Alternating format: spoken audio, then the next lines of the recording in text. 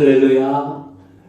추수의 계절, 가을의 끝자락 11월 첫 주일, 하나님 앞에 나오신 모든 분들에게 하나님 아버지의 축복의 열매를 풍성하게 거두어드리는 은총이 임하시기를 주님의 이름으로 축원합니다. 옆에 계신 분들과 함께 인사하겠습니다. 행복하고 풍성한 은혜 받읍시다. 행복하고 풍성한 은혜 받읍시다. 가슴에 손을 얹고 우리 자신을 이렇게 축복하겠습니다. 나는 가정을 세우는 사명자입니다. 가정을 세우는 사명자입니다. 나는 잘 되는 사람입니다. 되는 사람입니다. 아멘. 할렐루야. 하나님은요, 가정을 세우셨고, 그리고 가족을 세우셔서 에덴 동산을 이루게 하셨고 가꾸게 하셨습니다. 천국도 가정을 이루는 것으로 만들어 가십니다. 그래서 하나님을 아버지로, 우리는 같은 형제 자매로 천국의 가족이 되는 줄로 믿습니다. 그 가정을 세우는 11월 모리아 산상 예배를 통해서 우리 가정들이, 성도들의 가정들이 복되게 세워지기를 간절히 바랍니다. 1846년, 45년부터 시작되는 미국의 골드러시, 동부지역에 사는 사람들이 서부 캘리포니아 지역으로 금광으로 금을 캐기 위해서 달려가던 그 시기에 1846년 11월에 80명의 동행들이 캘리포니아 산맥을 넘어가다가 갑자기 휘몰아치는 눈보라에 의하여 도너 계곡에 80명이 고립이 되었습니다. 쏟아지는 눈으로 헤어나지 못하고 이듬해 봄 구조될 때까지 그곳에 고립된 생활을 하게 됩니다. 그 80명 가운데 15명은 결혼을 하지 않은 젊은 건장한 청년들이고, 나머지 65명은 이제 가족별로 이루어진 사람들이었습니다. 이듬해 봄에 이제 눈이 녹으면서 이 사람들이 구조됐는데, 그 구조될 때 15명의 건장한 청년들 가운데는 단 3명만 생존해 있었고, 나머지 65명의 가족들 가운데 60% 이상이 생존해서 구원을 받았습니다. 생존한 해 있던 그 가족들에게는 나이 많은 어른들도 있었고, 나이가 어렸던 어린아이들도 있었습니다. 그런데 젊고 건장했던 젊은 청년들은 거의 15명 가운데 12명이 죽고 3명만 살아남았는데, 어떻게 가족들은 그렇게 많이 생존할 수 있었는가? 나중에 알아보았더니 가족들 간에 끈끈한 가족애로 서로 돌보고 격려하고 했던 그 힘으로 춥고 배고팠던 그 겨울을 지날 수 있었다는 것입니다. 가족의 힘의 위대함을 깨닫게 해주는 모습이지요. 1973년 8월에 영국의 최대 휴양시설이었던 서머랜드 호텔에서 갑자기 화재가 발생했습니다. 약 3천여 명의 투숙객들이 그 호텔에 투숙해서 휴가를 즐기고 있었는데, 불길이 빠르게 번지면서 51명의 사망자와 400여 명의 부상자를 내게 되었습니다. 그런데 현장이 정리된 후에 현장에서 화재 사건을 연구하던 한 심리학자가 흥미로운 사실 하나를 밝혀냈습니다. 그 3천여 명의 투숙객들 가운데 가족들과 함께 휴가를 왔던 사람들은 그 불이 났을 때 67%가 서로 자기의 가족들을 찾아서 같이 사력을 다해서 화재 현장을 빠져나와서 살아난 반면 친구나 지인들과 함께 온 사람들은 25%만이 동료를 찾았고 나머지는 혼자서 살아남기 위해서 탈출했는데 혼자 살아남기 위해서 탈출한 사람보다 가족들을 찾아서 시간이 지체됐음에도 불구하고 가족들과 함께 그 위험 현장을 빠져나온 사람들의 생존율이 훨씬 더 높았다는 것입니다. 이것을 보면서 인류학자인 도널드 그레이스는 가족은 생존의 보증수표라 그렇게 말을 하고 있습니다. 생존의 보증수표인 가족들과 함께 예배를 드리는 이 모리아 산상 예배, 우리의 신앙, 이 예배를 통하여 우리 하나님께서 우리 모든 성도님들의 가정에 은혜와 축복을 더 풍성하게 내려주시기를 간절히 바랍니다. 하나님은 가족을 아주 중요하게 여기십니다. 가족을 통해서 에덴 동산을 가꾸게 하셨고 가족을 통해서 천국을 이루게 하셨습니다. 그 가족이야말로 또 가정이야말로 우리 기독교 신앙의 뿌리고 가장 중요한 요소라고 할 수 있습니다. 그런데 시대가 발전하면서 요즘은 이제 가정이 무너지고 가족이 해체되어지는 이제 그런 현상들을 우리가 맞이하고 있습니다. 모리아 산상 예배를 통해서 그런 가운데서도 우리 교회, 우리 성도님들의 가정들은 더 든든히, 더 복되게, 더 아름답게 세워져 갈 수 있기를 간절히 바랍니다. 예수님이 이 땅에 오실 때 동정녀인 마리아 그리고 야곱, 요셉의 순종을 통해서 성령님의 잉태하심으로 오시게 되었습니다. 요셉과 마리아는 예수님을 신앙적으로 잘 키웠죠. 태어나기 전부터 하나님께서 꿈으로 몇 번씩이나 나타나셔서 하나님의 아들이심을 말씀해 주셨기에 마리아와 요셉은 이 예수님을 내 자식이 아닌 하나님의 아들로 키우기 위해서 많은 노력을 기울이게 됩니다. 누가복음 2장 19절에 보면 목자들이 아기 예수님을 찾아와서 경배하면서 아기 예수님을 경배하고 찬양한 이후에 마리아와 요셉에게 자기들이 그 아기 예수님을 찾아와서 경배하게 된 경위를 쭉 설명을 합니다. 들에서 양을 치고 있는데 한밤중에 갑자기 하늘로부터 강한 빛이 일어나고 천군 천사들이 와서 찬송을 부르며 나팔을 부르며 전해졌던 이야기, 그리고 아기 예수를 찾아가고 건너했던 그 이야기를 쭉 설명해 줄 때 마리아는 그 목자들이 하는 이야기를 마음에 새겼다고 성경은 기록하고 있습니다. 그래, 이 아들은 하나님의 아들이야. 하나님의 아들이야. 증표를 여러 곳에서 계속해서 반복해 주는 것을 마리아는 마음에 새기죠. 또 누가복음 2장 51절에서도 예수님이 12살 때 예루살렘 성전에서 예수님을 잃어버렸다가 3일 만에 다시 찾았을 때 예수님이 왜 나를 찾으셨습니까? 내가 아버지의 집에 있어야 될 줄을 모르셨습니까?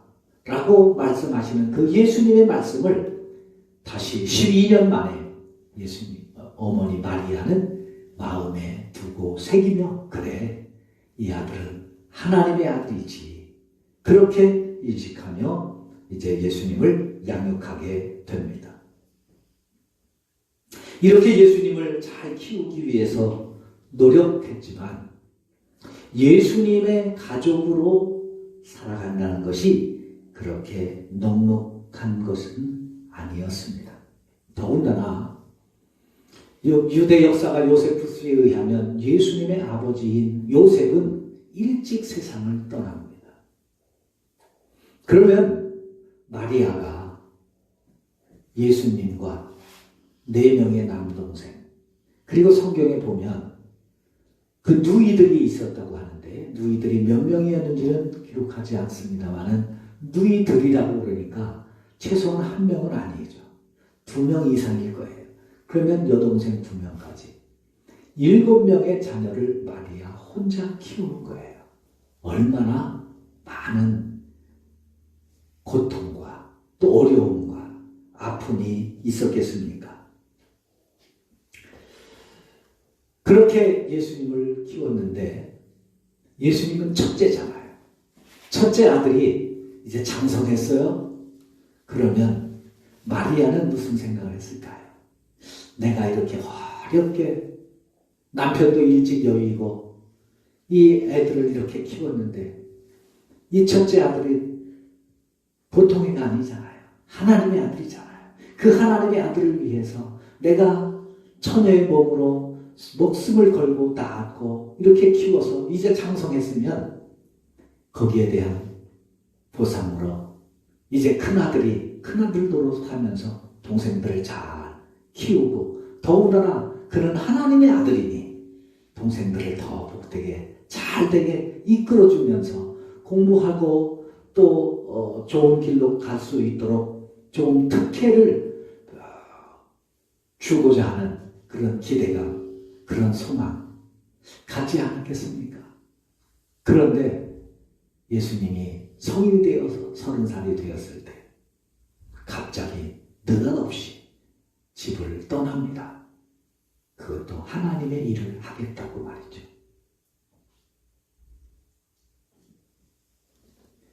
예수님의 가족으로 살아가던 마리아와 그 동생들, 마리아가 끊임없이 예수님은 하나님의 아들이라고 하는 그 사실을 마음에 새기면서 동생들에게 말하지 않았겠습니까? 형에 대해서 불만이 있고 뭔가 형에 대해서 어려움이 있으면 그러지 마. 형은 그냥 형이 아니다. 하나님의 아들이다. 하나님의 아들이다. 그러면서 이해시키고 그러면서 그렇게 설득하면서 키우지 않았겠습니까? 그런데 그랬던 형이 동생들은 그래 하나님의 아들이라면 우리 형이 하나님의 아들이라면 우리 형이 나중에 하나님 일을 하면서 우리를 다 잘되게 할 거야. 다 도와줄 거야. 그런데 그 형이 훌떡 떠나버립니다.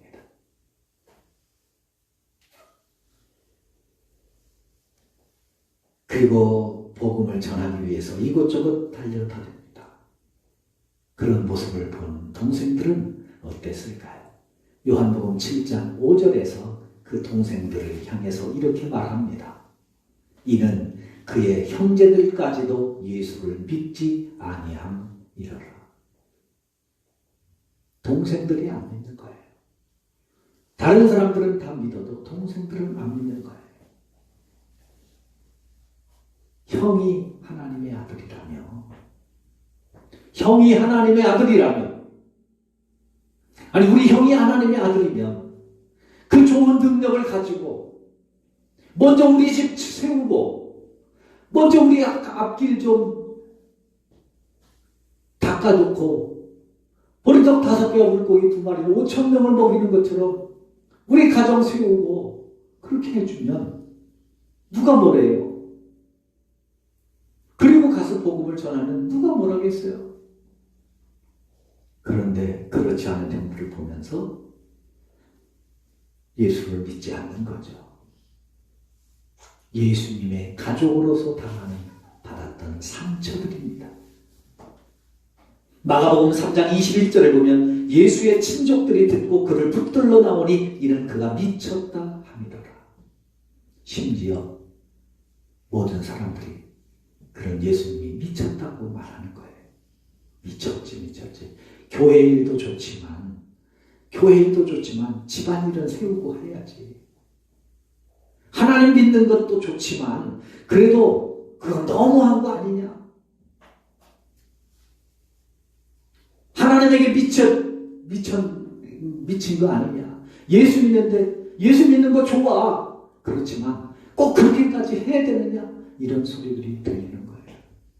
그때 그 가족들은 예수님이 미친 것을 정신병자 취급하면서 예수님을 붙들러 나오기까지 했다는 겁니다. 이 말씀을 읽으면서 또 보면서 우리는 우리 가족들에 대해서 우리의 마음과 우리의 생각을 다시 한번 되돌아봐야 되겠다 하는 생각, 또 그런 음성을 가지고 오늘 말씀을 나누고자 합니다. 여러분, 신앙생활하면서 여러분들의 가족들 가운데 혹 신앙생활을 하는데 박해하고 힘들게 하고 어렵게 하는 그런 분들은 없으십니까? 그들 때문에 받았던 상처는 또 없으셨는지요? 그것 때문에 힘들고 어려움을 당하는 것이 정말 얼마나 고통스럽습니까? 그럼에도 불구하고 이렇게 잘 이기면서 지키면서 여기까지 오신 여러분들을 주님의 이름으로 축복합니다. 하나님의 복된 은혜와 은총이 그 여러분들의 기도, 눈물, 아픔 위로하시고 격려하시고 축복해 주시기를 간절히 바랍니다. 그 가운데 그런 상처를 가진 우리가 우리 남편도 우리 자녀도 저렇게 예수님을 잘 믿었으면 얼마나 좋을까, 남들처럼 저렇게 같이 올 수 있으면 얼마나 좋을까 하는 그런 마음들이 있으실 간절함이 있잖아요. 그런데 말입니다.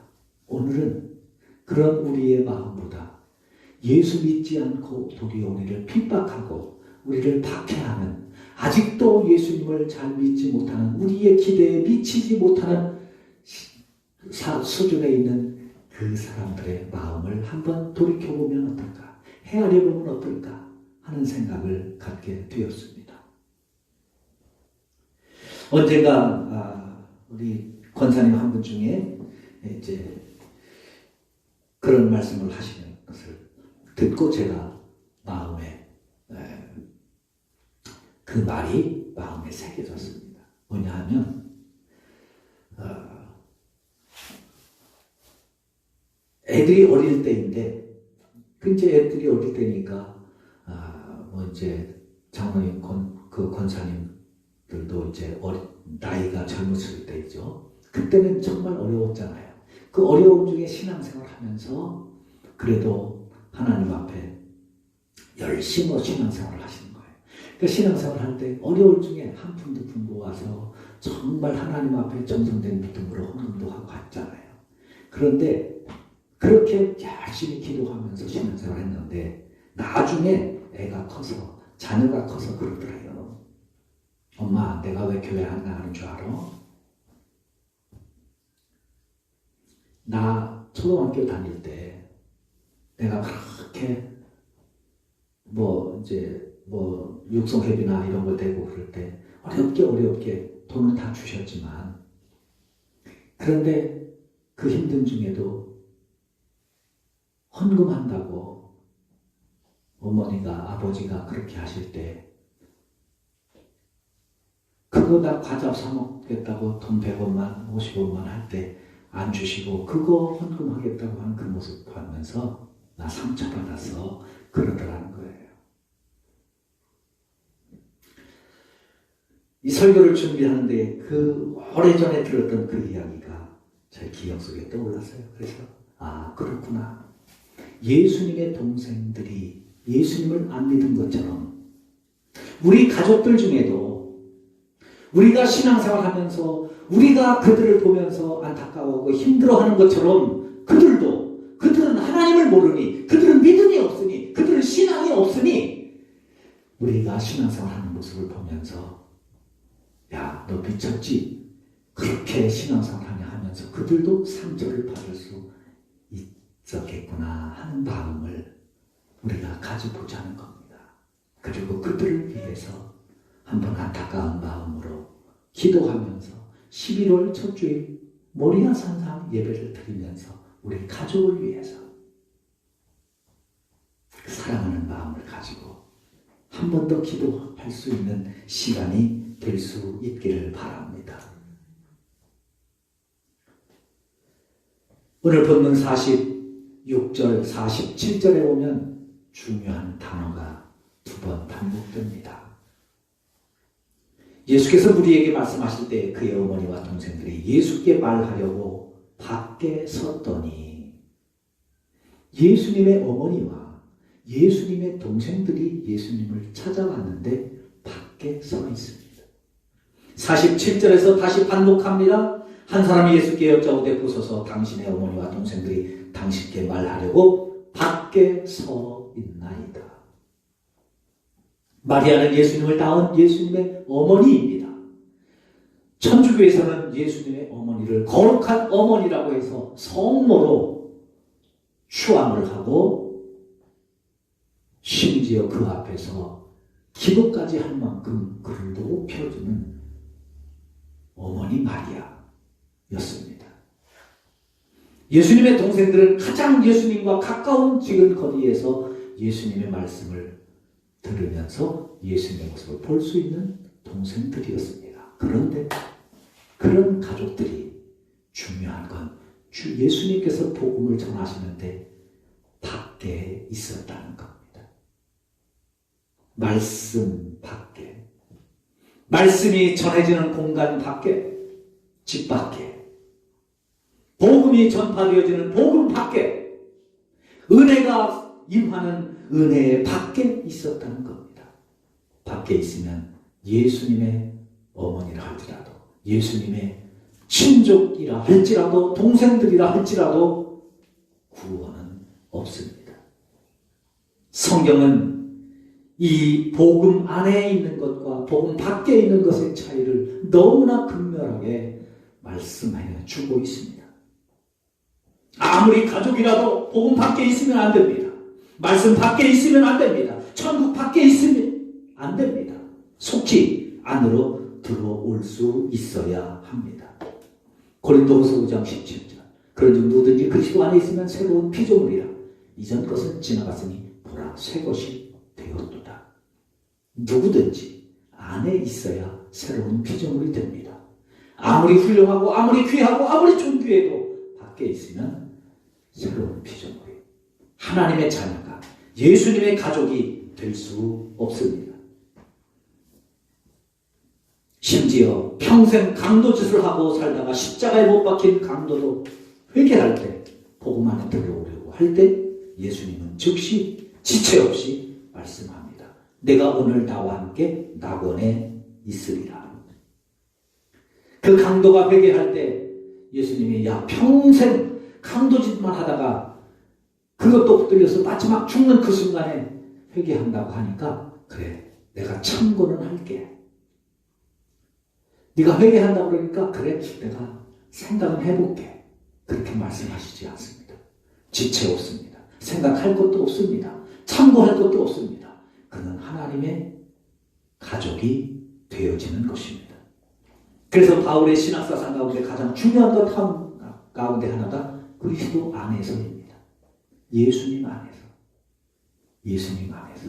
기도도 예수님 안에서. 예배도 기도 예수님 안에서. 순종도 예수님 안에서. 봉사도 예수님 안에서. 헌신도 예수님 안에서.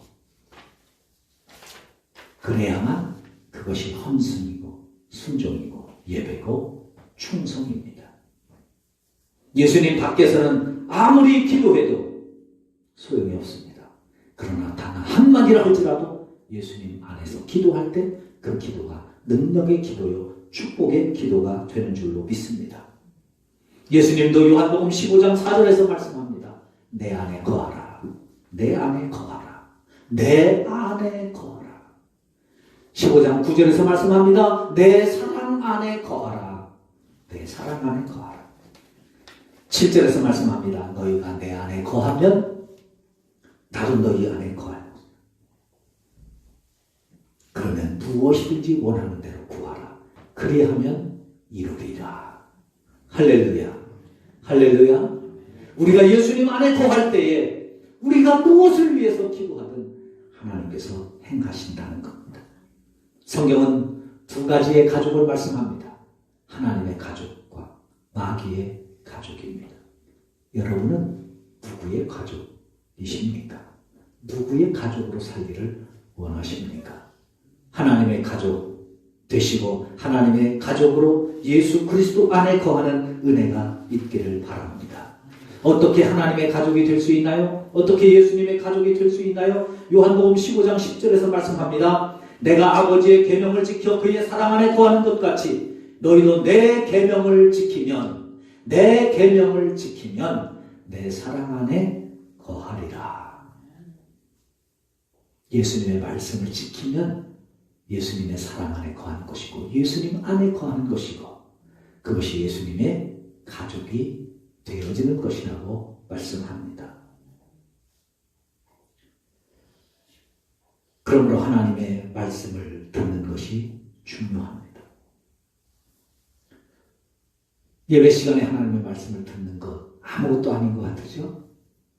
그러나 여러분 그것 때문에 한 주간 내가 살아가는 영의 양식이라는 사실입니다. 그것이 나를 하나님의 가족으로 만들어준다는 겁니다. 붙들어주는 끈이 된다는 것입니다. 두 번째로 예수님의 가족이 되는 길을 오늘 본문 50절에서 말씀합니다. 누구든지 하늘에 계신 내 아버지의 뜻대로 하는 자가 내 형제요 자매요 어머니라 하시더라. 할렐루야. 하나님의 뜻대로 행하는 사람, 하나님의 뜻대로 살아가는 사람이 예수님의 가족, 천국의 가족이라는 거죠. 여러분 가족을 우리말로 식구라고 하잖아요. 식구가 무슨 뜻입니까? 같은 밥을 같이 먹는 것을 식구라고 합니다. 우리는 같은 하나님의 말씀을 먹고 신앙생활을 하는 하나님의 가족입니다. 특별히 우리는 성은교회 가족입니다. 할렐루야. 우리는 성은교회 가족입니다. 우리 교회를 통해서 부족한 저를 통해서 주신 하나님의 말씀을 듣고 그 말씀을 따라 하나님의 뜻을 이루기 위해서 몸부림치며 살아가는 같은 가족입니다. 때로는 부족한 것이 있습니다. 말씀 마음대로 잘 되지 않을 때도 있습니다. 넘어질 때도 있습니다. 실망될 때도 있습니다. 믿음이 없어서 넘어지기도 합니다. 그래도 같은 말씀을 듣고 순종하기 위해서 살아가는 것이 바로 우리 믿음의 가족입니다. 어떤 사람들은 같이 예배를 드리는데 하나님의 말씀이 우리 교회에 저를 통해서 들려주시는 말씀이 들리지 않을 때가 있습니다. 식구는 같은 밥을 먹는 겁니다. 같은 말씀을 듣는 겁니다. 내가 우리 교회에 손들면 우리 교회의 말씀이 들립니다. 내가 우리 가족이면 우리 어머니 아버지의 말이 들리는 것입니다. 그것이 식구입니다. 같이 예수님을 믿고 같은 뜻을 가지고 같은 마음을 가지고 같이 예수님을 섬겨나가는 것이 예수님의 가족입니다. 그러므로 여러분 저를 통해서 주시는 하나님의 음성의 귀를 기울이실 수 있기를 바랍니다. 물론 목사도 조심해야 합니다. 어떤 분들은 성경과 관계없이 재미있는 이야기하고 정치 이야기하고 교양 있는 책 이야기를 통해서 말씀을 대신하기도 하지요. 목회자로서 늘 조심해야 되는 것 가운데 하나이기도 합니다. 때로는 교인 한 사람 붙들기 위해서 우리 교회 안 나오면 저주가 임할 듯이 말씀하기도 합니다. 역시 목회자가 조심해야 될 것 가운데 하나이기도 합니다. 그러나 우리는 같은 하나님의 말씀을 듣고 같이 살아가는 믿음의 사람들로, 가족들로, 우리 가족들뿐만 아니라 믿지 않는 가족을 향한 사랑의 배려가 필요한 것입니다. 예수님의 동생들이 처음에는 예수님을 믿지 않았다고 요한복음 7장에서 말씀했지요. 그런데 예수님은 그런 동생, 심지어 자신을 미쳤다고 잡으러 왔던 동생들이지만 그들을 배려하고 그들을 위해서 기도하고 그들을 위해서 기다려 주었을 때 그들은 회개하고 돌아왔습니다. 예수님을 믿는 천국 백성이 되었습니다. 그래서 예수님의 동생 가운데 야고보는 예루살렘 교회의 초대 목회자가 되었습니다. 예수님의 동생 유다는 유다서를 기록하는 사람이 되었습니다. 예수님이 부활하시고 승천하신 이후 마가의 다락방에서 120명의 성도들이 모였을 때 어머니 마리아와 그 형제들이 함께 모여서 그곳에서 기도하심으로 성령을 체험하고 하나님의 가족이 되었던 것입니다. 사랑하는 성도 여러분, 11월 모리아 산상 예배를 드리면서 우리 가족, 예수 믿지 않는 가족과 살아가면서 힘들어하는 우리만큼 예수 믿는 우리와 함께 살아가면서 그들이 아직 신앙을 몰라서, 그들이 아직 복음을 몰라서, 그들이 아직 하나님을 몰라서 힘들어하고 있는 그들을 붙잡고 이번 한 주간 동안 그들을 위해서 눈물로 기도해 보십시다. 그들을 가슴으로 품어 보십시다. 그리고 가능하다면 시간을 내서 차를 한 잔 마시든 밥을 함께 먹든 그러면서 이렇게 한번 해보셨으면 좋겠어요. 아들아, 딸아, 예수 믿는 엄마하고 예수 믿는 남편하고 아내하고 살면서 힘들었지. 나는 나만 힘들 줄 알았는데 당신도 힘들었지. 내가 더 기도할게. 내가 더 잘할게. 내 기도 때문에 당신이 힘이 났으면 좋겠어. 내 기도 때문에 네가 힘이 났으면 좋겠다. 나는 그들을 위해서 기도할게. 이 따뜻한 말 한마디. 저는 그 말 한마디가 주님의 말씀으로 우리의 가족들에게 들려지리라 확신합니다. 그 사랑을 함께 나누실 수 있기를 바랍니다. 하나님